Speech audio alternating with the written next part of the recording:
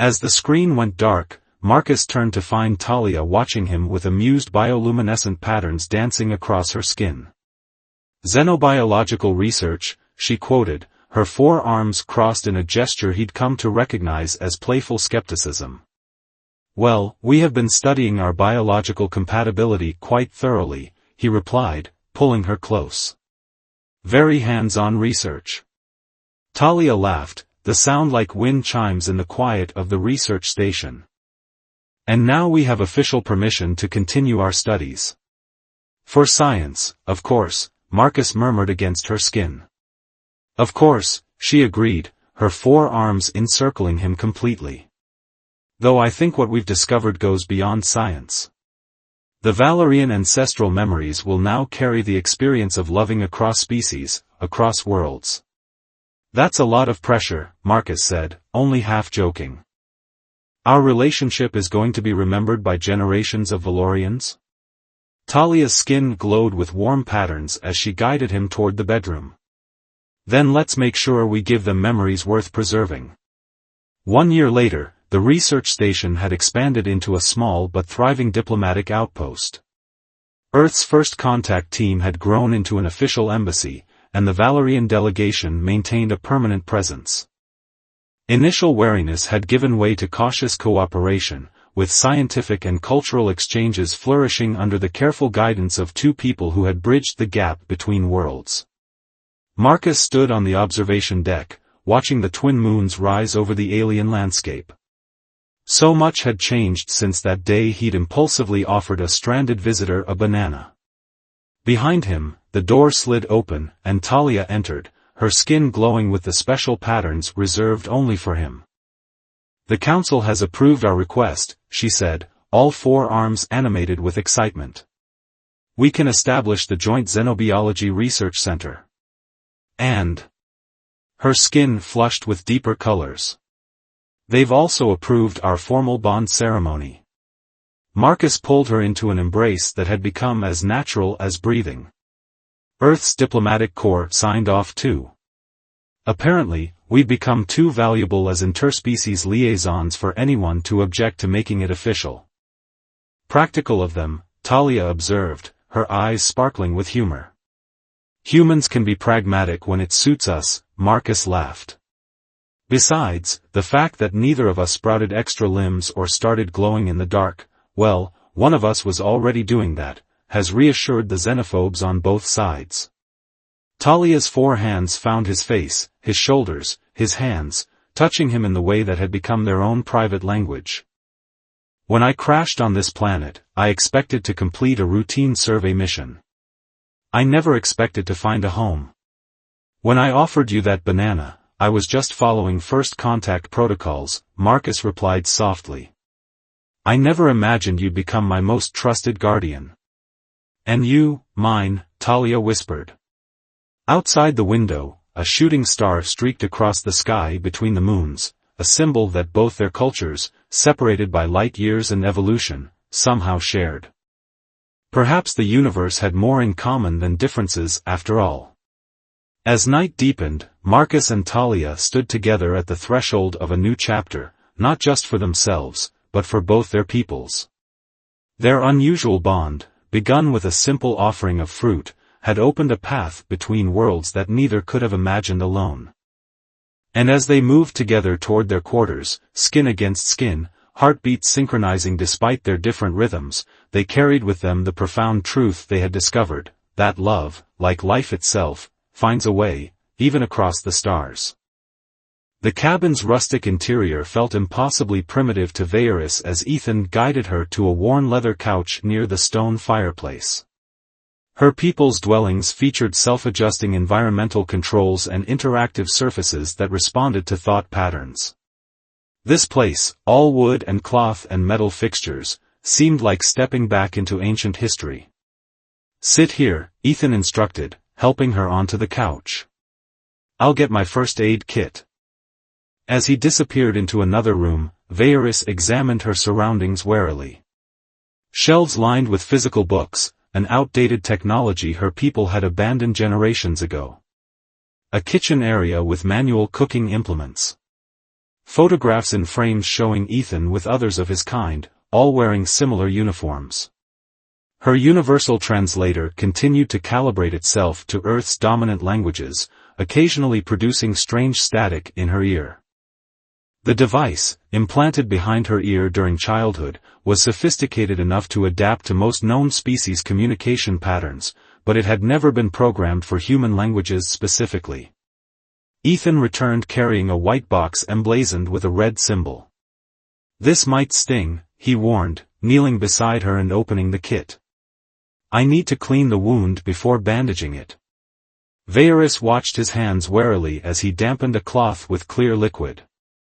"Your medical technology is basic." He smiled slightly. "Out here, yes. We have better facilities in cities." When the antiseptic-soaked cloth touched her wound, Varys hissed involuntarily. Her people's nervous system was more sensitive than humans, something Ethan couldn't possibly know. "Sorry," he said immediately, his brow furrowing with concern. "Is it that painful?" "Sylvari skin has more nerve endings than yours appears to," she explained, the words coming more easily as her translator adapted. "We experience sensations more intensely." "Sylvari? Is that your species?" Varys nodded. "From the fourth planet of the Lyrith system." Ethan worked more gently now, cleaning the blue-stained edges of the cut. "Why were you in that escape pod? What happened to your main vessel?" Her expression darkened.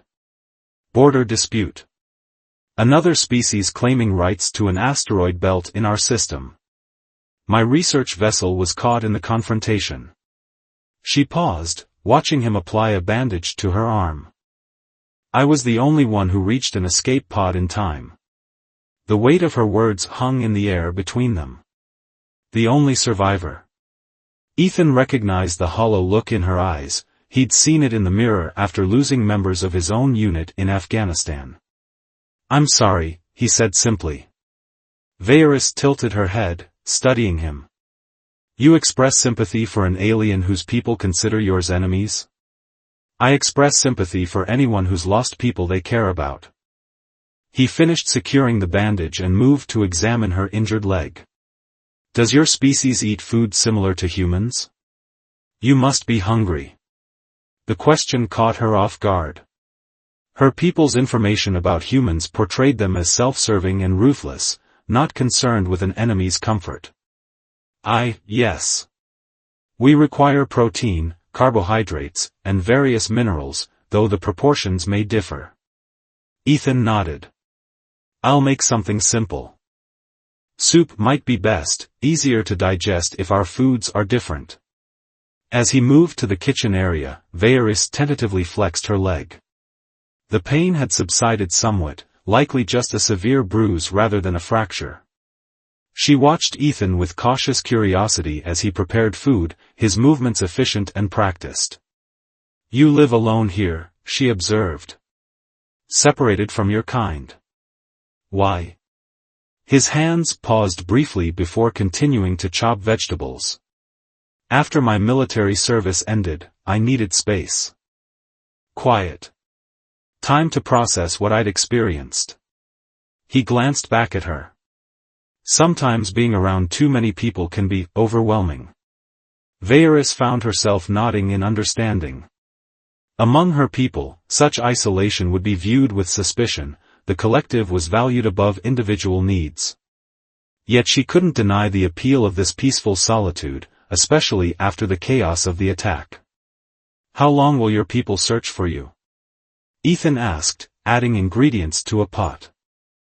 "If they believe I survived, perhaps a standard cycle, what you might call a month. But the attack happened in contested space. They may assume I am lost." The reality of her situation settled heavily upon her shoulders. Stranded on a planet her people feared, injured, with no means of communication. By all logic, she should be terrified, yet the human's steady presence was strangely reassuring. As night deepened outside the cabin windows, Ethan brought her a bowl of steaming soup and sat across from her in a weathered armchair. Varys cautiously tasted the unfamiliar food, surprised by the pleasant flavors. "This is acceptable," she said, which was high praise from a Sylvari. A smile tugged at the corner of Ethan's mouth. "Thanks, I think." They ate in companionable silence for a while before Varys spoke again. "You're military, you fought in conflicts for your people?" Ethan nodded. 3 tours in Afghanistan. That's a country on our planet where there was a long war. You killed enemies? His expression grew guarded. Yes. Yet you rescued me, a potential enemy. You weren't threatening me, he said simply. You were injured and needed help. That's all that mattered. Varys set down her empty bowl, contemplating this philosophy so contrary to what she'd been taught about humans. My people believe humans take what they want by force. That you destroy cultures different from your own. Ethan's eyes reflected the flickering firelight. Humans have done terrible things throughout our history, to each other and, if your information is correct, to other species. But we're not all the same. Some of us try to be better. As night deepened, Ethan prepared a sleeping area for her, his own bed, he explained, while he would take the couch. Another unexpected kindness. Before retreating to the bedroom, Varys paused in the doorway. My universal translator has almost fully calibrated to your language, she said. By morning, we should communicate without difficulty. That's good, Ethan replied, arranging blankets on the couch. Ethan? She waited until he looked up. The stories my people tell about humans, they do not account for individuals like you. His expression softened. Maybe when you return to your people, you can tell them different stories. Perhaps, she agreed quietly, though the prospect of return seemed increasingly remote. In the bedroom, Varys examined the unfamiliar sleeping arrangement, a raised platform covered with soft materials. Her own people slept in suspension fields that supported their bodies perfectly. This primitive arrangement would have to suffice. As she settled onto the bed, wincing slightly at her injuries, Varys found herself contemplating the human in the next room. His touch, which should have burned according to all she had been taught, had instead been gentle. Healing. His eyes held no malice, only compassion. Everything she knew about humans was being challenged by this one specimen. As sleep began to claim her, Varys wondered what other misconceptions might be shattered in the days to come. Morning light filtered through the cabin's windows, casting golden patterns across the wooden floor. Varys awoke disoriented, momentarily forgetting where she was until the events of the previous day came flooding back. The crash, the human named Ethan, the strange dwelling where she now found herself. She rose carefully, testing her injured leg. The pain had subsided to a dull ache, her species' accelerated healing abilities already at work. The bandage on her arm remained clean, the wound underneath beginning to seal. She adjusted the simple clothing Ethan had provided, a soft shirt that hung loosely on her slender frame and pants secured with a drawstring. When she emerged from the bedroom, she found Ethan in the kitchen area, the aroma of unfamiliar food filling the air. He turned at the sound of her footsteps, a smile warming his features. Good morning, he greeted her. How are you feeling? Improved, Varys replied, her translator now functioning perfectly. My physiology heals more rapidly than yours. Convenient evolutionary trait, Ethan commented, sliding what appeared to be cooked grain and fruit onto 2 plates. Hungry? Varys approached cautiously, still maintaining a careful distance. Yes. What is this preparation? Oatmeal with berries. Simple but nutritious. They ate at a small wooden table by the window overlooking the forest. Sunlight illuminated the subtle patterns on Varys's lavender skin, highlighting differences that should have made her alien to Ethan's eyes. Yet he found himself increasingly drawn to those differences, fascinated rather than repelled. I should examine your escape pod today, Ethan said, breaking the comfortable silence. See if any of the communication equipment can be salvaged. Vaeris nodded, grateful for his practical approach. The technology will be unfamiliar to you, but I can provide guidance if elements remain functional. After breakfast, they trekked back through the forest to the crash site. Vaeris moved more easily now, requiring only occasional support when the terrain grew challenging. Each time Ethan's hand steadied her elbow or guided her over obstacles, the contact sent an unexpected warmth through her skin, a sensation both foreign and increasingly welcome. The escape pod looked smaller in daylight, half buried in the earth like some strange seed. Ethan circled it with a professional eye before carefully entering through the damaged hatch. Vaeris followed, the interior cramped with both of them inside. The primary communication array was here, she explained, indicating a shattered panel. But the emergency beacon should be in this compartment. Their hands brushed as they both reached for the compartment latch. Vaeris didn't flinch away this time, instead allowing the contact to linger for a heartbeat longer than necessary. Ethan noticed, his eyes meeting hers in the dim light of the pod. "Sorry," he murmured, though neither of them seemed truly apologetic. The emergency beacon, when they extracted it, was beyond repair, its crystal core shattered during the crash. Vaeris sighed, the sound achingly human in its disappointment. "Without this, there's no way for my people to trace my location," she said quietly. Ethan placed a hesitant hand on her shoulder. "We'll figure something out. Maybe some components can be salvaged to modify Earth technology." The touch lingered, neither pulling away. The confined space of the pod made their proximity unavoidable, her alien scent, reminiscent of something like lavender and ozone, filling Ethan's senses.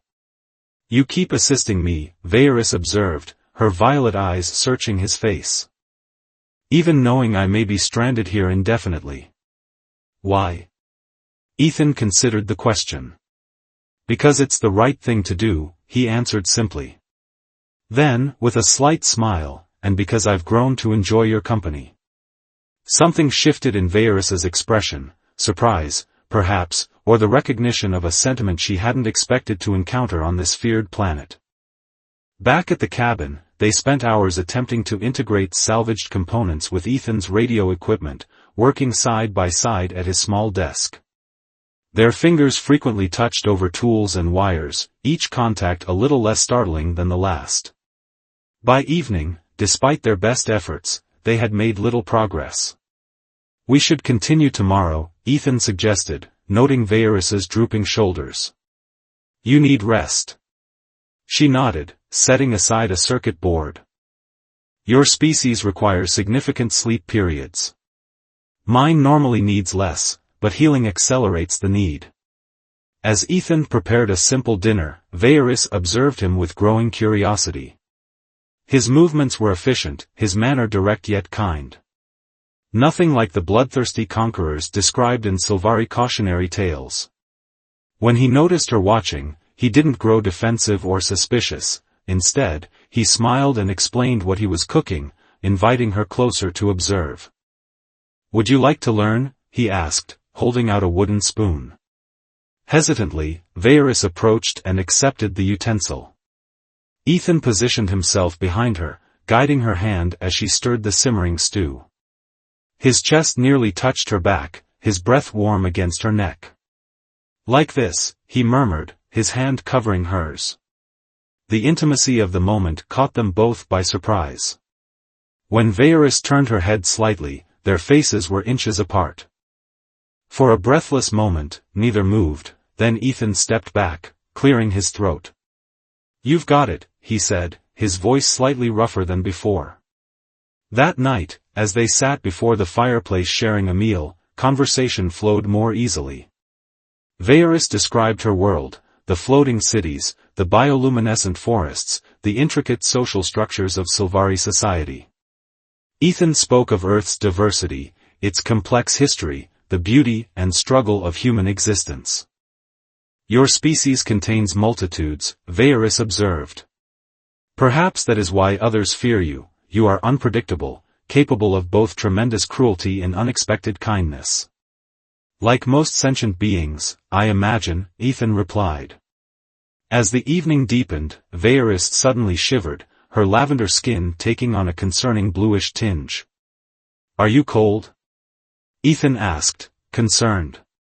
My temperature regulation is. She paused, swaying slightly. Something is wrong. Ethan was at her side instantly, one hand touching her forehead.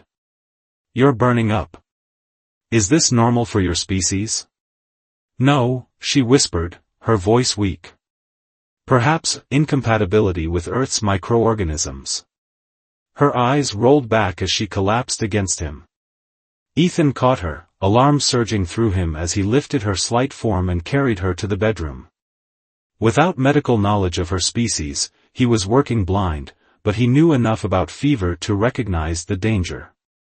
Through the night, he stayed by her side, applying cool compresses when her skin burned hot, adding blankets when she trembled with chills. He spoke to her continuously, even when she wasn't conscious enough to respond, telling stories of his life, his world, anything to maintain a connection.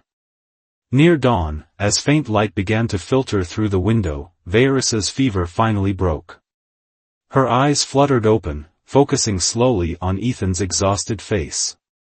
You stayed, she whispered, her voice raspy. Of course I stayed, he replied, relief evident in his tone. Her six-fingered hand reached for his, intertwining their fingers in a deliberate gesture. On my world, to watch over someone through a night of illness is intimate. Something done only for beloved family or mates.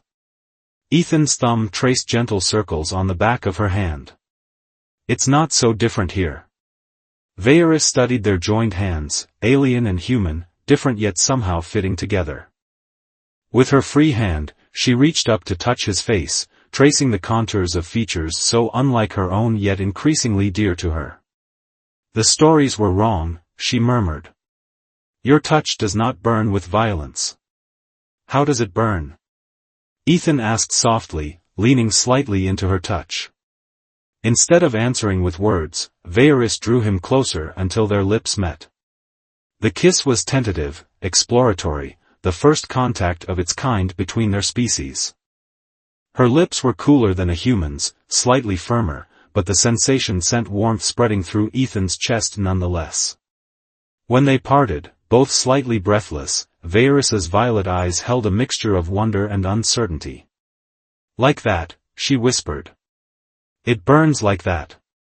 In the gentle light of dawn, human and alien regarded each other with new understanding.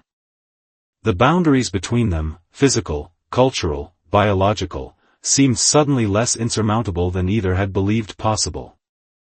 A week passed in the isolated cabin, each day bringing Ethan and Vaeris closer. The tentative kiss they had shared became a watershed moment, breaking down the final barriers of hesitation between them. As Vaeris regained her strength, they fell into a comfortable routine, mornings spent working on communication equipment salvaged from her pod, afternoons exploring the surrounding wilderness, evenings sharing stories by the fireplace. Physical touch, once feared, now came naturally. Ethan found himself constantly drawn to the unique texture of her skin, smooth like human skin but with subtle patterns that raised slightly under his fingertips. Vaeris, in turn, seemed fascinated by the comparative roughness of his hands, the different structure of his musculature, the warmth his body radiated. Your thermal output exceeds Sylvari norms, she commented one evening as they sat together on the couch, her head resting against his shoulder. It is pleasant. Ethan smiled, running his fingers through her silver-white hair. Are you saying I'm hot? The joke made her laugh, a melodic sound he had grown to cherish. Her grasp of human humor had improved remarkably, along with her understanding of Earth's customs and expressions. By Sylvari standards, your body temperature would indicate illness, she teased back. But I find I've grown accustomed to it. Her fingers traced lazy patterns on his forearm, each touch sending a current of electricity through his body. Their physical relationship had been developing gradually, with careful exploration of their differences and similarities. Kisses had grown deeper, touches more lingering, but both had been hesitant to cross the final threshold of intimacy. "Ethan," she said, her voice dropping to a softer register. "On my world, physical union between different species is not unknown, though it is uncommon. Is it the same here?" The directness of her question, so characteristic of her people, made his pulse quicken. "It's not common, no. But that's mainly because we haven't encountered many other species." Varys shifted to face him, her violet eyes reflecting the firelight. "And if we were to consider such a union between us?" Ethan reached up to cup her face gently. "I've been thinking about little else for days," he admitted. "But I didn't want to assume, or rush you, or—" She silenced him with a kiss, more assured now than their first tentative explorations. Her hands moved to the buttons of his shirt with deliberate intent. "I am not fragile, Ethan Reeves. And I am certainly not rushing." As clothing was discarded, they discovered each other anew. The patterns on Varys's skin continued across her entire body, more pronounced in some areas than others. Her anatomy, while surprisingly compatible with human form, had differences that required patient exploration.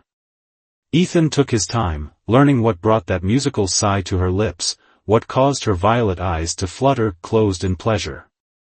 In turn, Varys mapped the terrain of his body with curious fingers, sometimes asking quiet questions about human physiology that made him smile against her skin.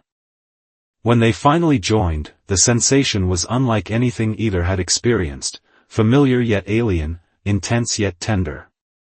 The biological differences between them created unexpected resonances of pleasure, turning what might have been awkwardness into discovery. Afterward, they lay entwined, the firelight casting their joined shadows on the cabin wall, one silhouette that seemed to shift between two distinct forms and one unified shape.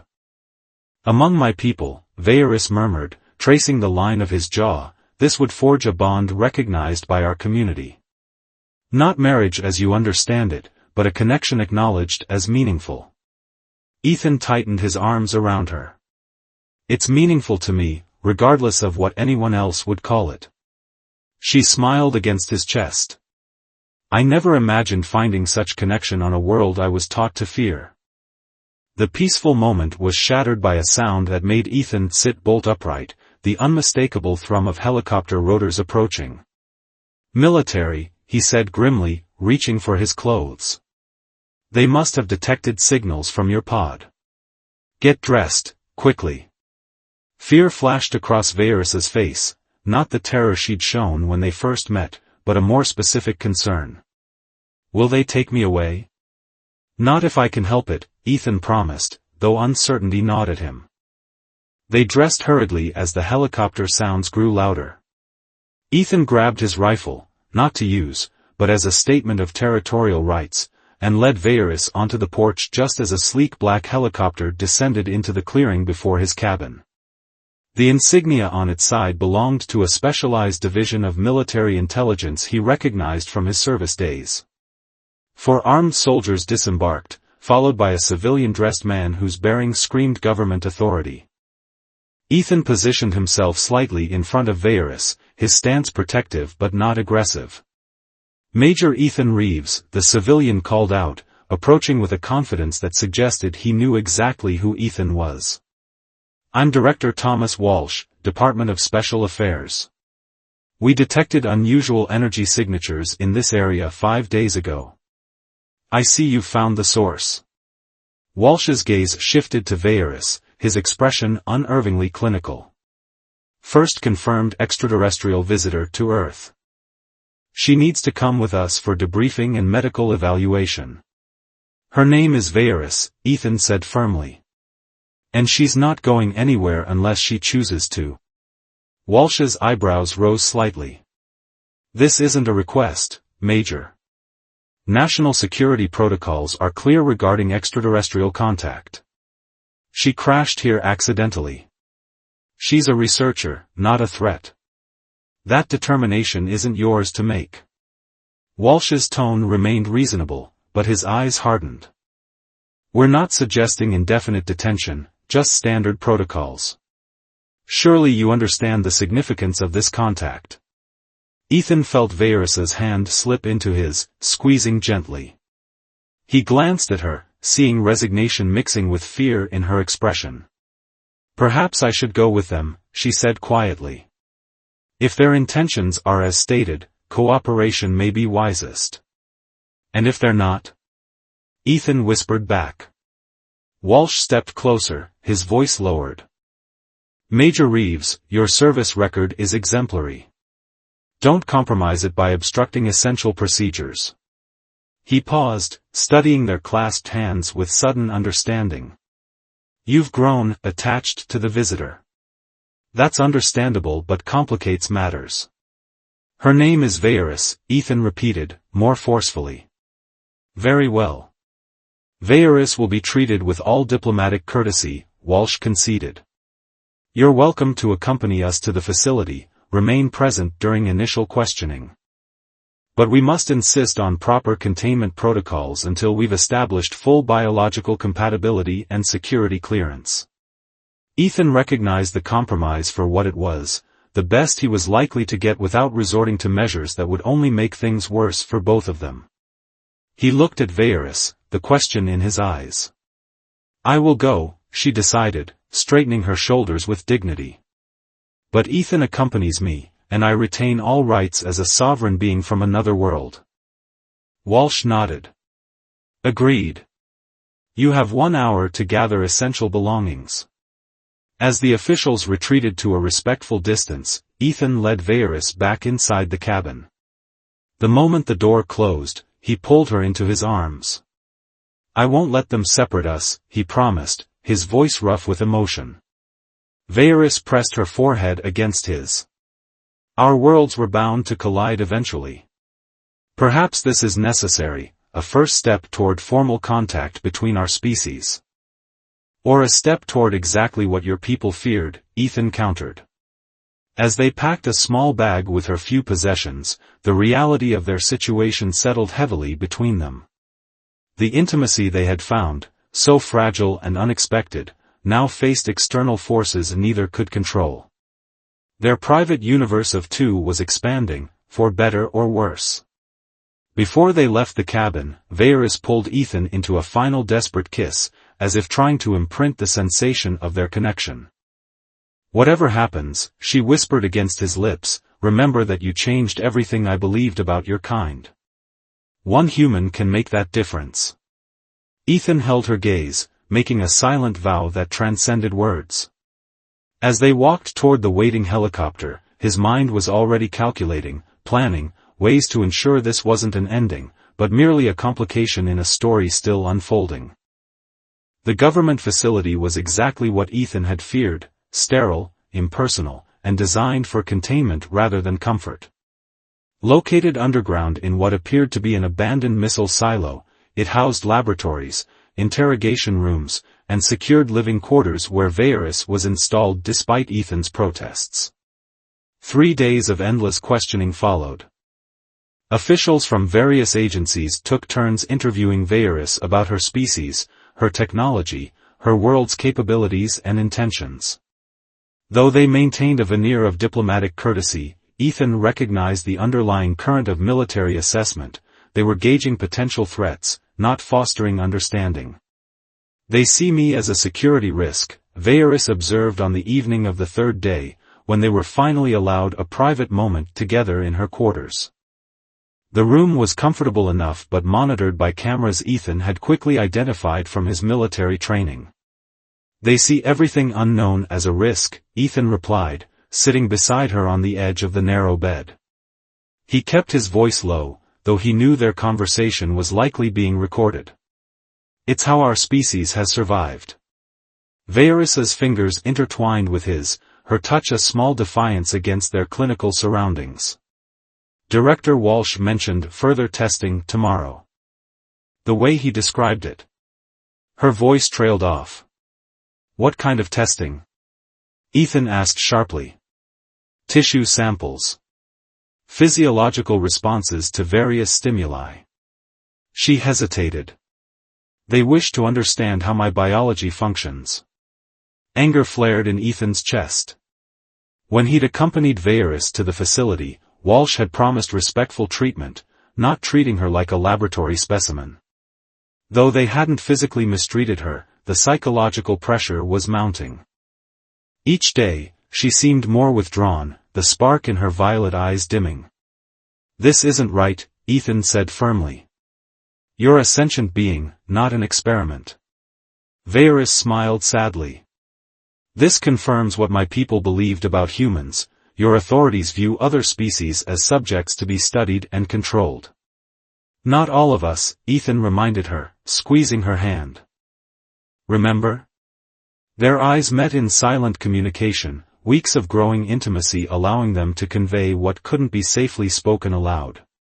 Ethan gave a nearly imperceptible nod toward the door, raising his eyebrows questioningly. Veyris responded with the slightest incline of her head. "I should go," Ethan said at normal volume. "They only gave us 30 minutes tonight." As he embraced her goodbye, a gesture the observers had grown accustomed to, he whispered against her ear, "Be ready at 0200. Pack nothing." That night, Ethan called upon every skill from his military career. As a special operations soldier, he'd been trained to navigate security systems, create diversions, and move undetected. The facility's defenses were substantial but not impenetrable, especially for someone with inside access and detailed knowledge of military protocols.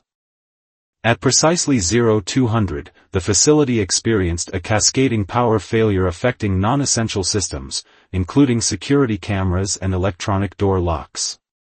The backup generators kicked in as designed, but not before Ethan had reached Veyris's quarters and released the manual lock override. She was waiting, dressed in the Earth clothes he'd provided at the cabin. Without words, they moved through the darkened corridors, avoiding the skeleton night crew scrambling to address the power anomaly. Ethan's government clearance badge granted them access to the vehicle bay, where they commandeered a nondescript black SUV. "We have perhaps 20 minutes before they realize we're gone," Ethan said as they cleared the facility's outer checkpoint, his credentials still valid enough to pass cursory inspection. "The real question is where to go now." Veyris touched the small device she'd managed to conceal from her captors, a personal locator from her escape pod that Walsh's team had overlooked.